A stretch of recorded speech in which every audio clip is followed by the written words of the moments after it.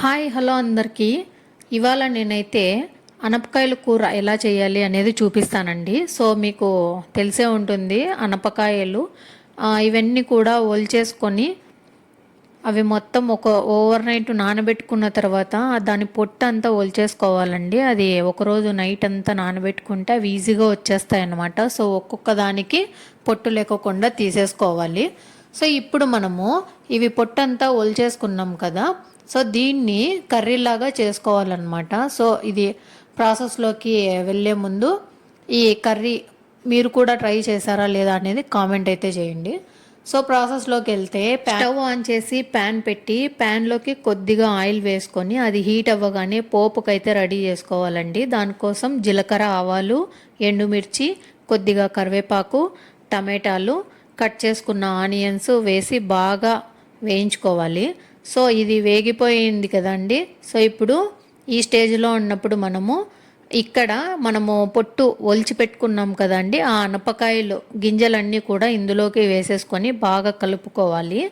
So ఇలా కలుపుకున్న తర్వాత ఒక 3 నిమిషాలు మూత పెట్టి మూత పెట్టే కంటే ముందు ఇందులోకి సరిపడా ఉప్పుని అలాగే కొద్దిగా పసుపునైతే యాడ్ చేసుకోవాలండి. సో వీటిని బాగా మిక్స్ చేసుకున్న తర్వాత మనం మూత పెట్టి మగ్గించుకుంటాము.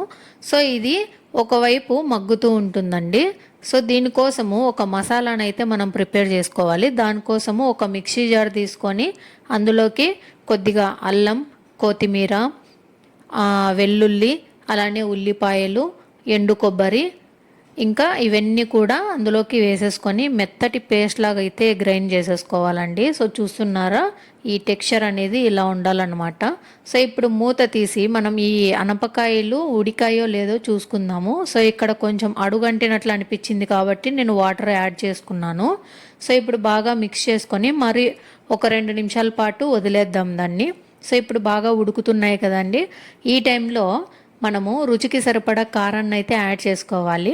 సో కారం యాడ్ చేసిన తర్వాత ఒక్కసారి అలా కలుపుకొని ఇంకా మనం గ్రైండ్ చేసి పెట్టుకున్న మసాలా పేస్ట్ అయితే ఉంది కదండి, అది మొత్తం అంతా ఇందులోకి వేసేసుకోవాలన్నమాట. సో ఈ మసాలా అంతా కూడా ఆ గింజలకి బాగా పట్టేలాగా కలుపుకోవాలి. సో ఇప్పుడు మనము ఇందులోకి కొద్దిగా గ్రేవీకి తగ్గట్టుగా వాటర్ను కూడా యాడ్ చేసేసుకుంటాం అన్నమాట ఇందులోకి. సో వాటర్ యాడ్ చేసుకున్న తర్వాత మనం మూత పెట్టేసుకొని సో ఆయిల్ పైకి తేలేంత వరకు కూడా ఉడికించుకోవాలి. అప్పుడు మనకు అనపకాయల కర్రీ అనేది రెడీ అయిపోతుంది. సో ఎంతో టేస్టీగా ఉంటుందండి ఈ కర్రీ. చపాతీస్లోకి అయితే పర్ఫెక్ట్ అనమాట. సో ఇది ఫ్రెండ్స్ ఇవాల్టి వీడియో. ఈ వీడియో కనుక మీకు నచ్చినట్లయితే లైక్ చేయండి. మన ఛానల్ని అయితే మరిన్ని ఇలాంటి వీడియోస్ కోసము సబ్స్క్రైబ్ చేసుకోండి. సో ఎంతో టేస్టీగా ఉండే అనపకాయల కర్రీ అయితే రెడీ అయిపోయింది. Thanks for watching guys.